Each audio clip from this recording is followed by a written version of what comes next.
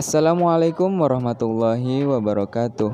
Perkenalkan, kami dari kelompok 8 yang beranggotakan Fatimatul Zahro, Halia Himatul Asfia, dan Nanang Kurniawan. Kami akan menjelaskan materi mengenai siklus menstruasi. Menstruasi adalah pendarahan secara periodik dari uterus atau rahim yang disertai pelepasan endometrium atau lapisan terdalam rahim. Menstruasi terjadi jika ovum atau sel telur tidak dibuahi oleh sperma. Fase menstruasi ini terbagi menjadi 4 fase. Fase yang pertama yaitu fase menstruasi. Fase dimulai ketika sel telur tidak dibuahi sehingga terjadi peluruhan atau menstruasi sehingga darah keluar melalui vagina, menyebabkan kadar hormon estrogen dan progesteron mengalami penurunan. Fase ini terjadi pada hari ke-15. Fase yang kedua yaitu fase folikuler, disebut juga dengan fase praovulasi atau proliferasi. Dimulai dari hari pertama haid dan berakhir ketika ovulasi.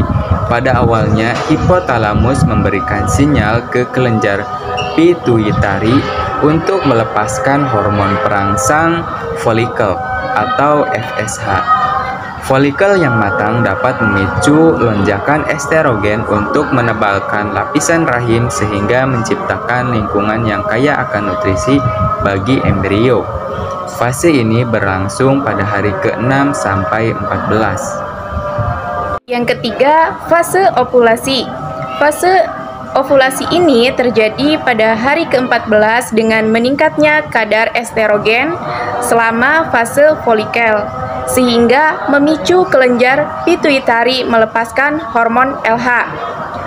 Ovulasi itu sendiri merupakan proses ketika ovarium melepaskan sel telur yang telah matang.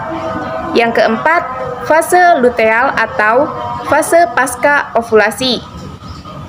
Fase ini dimulai setelah folikel melepaskan sel telur sehingga zat ini menjadi corpus luteum.